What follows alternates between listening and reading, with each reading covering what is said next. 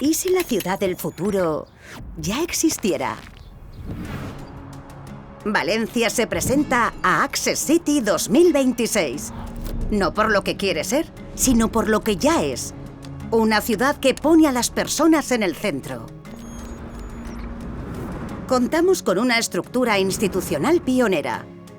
Una Dirección General de Discapacidad directamente vinculada a Alcaldía.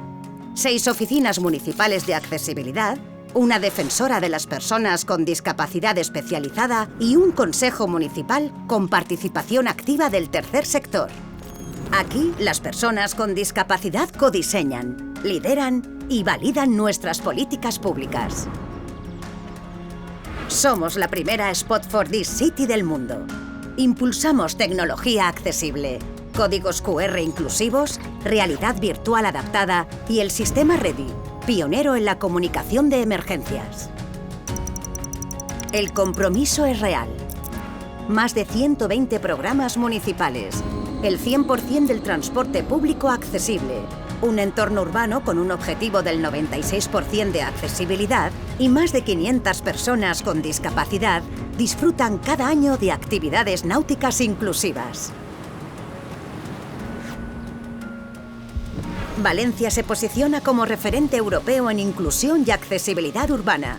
Impulsa su modelo de turismo accesible, refuerza su liderazgo en innovación social y atrae inversión comprometida con la sostenibilidad. Cumplimos con los criterios del premio, pero vamos más allá.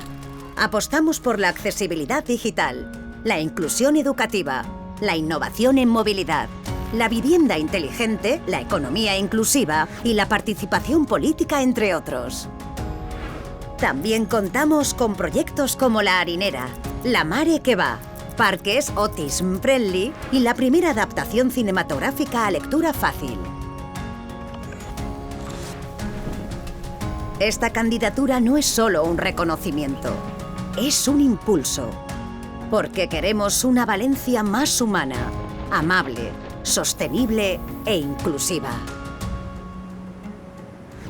Valencia, una ciudad del futuro en el presente de todas las personas.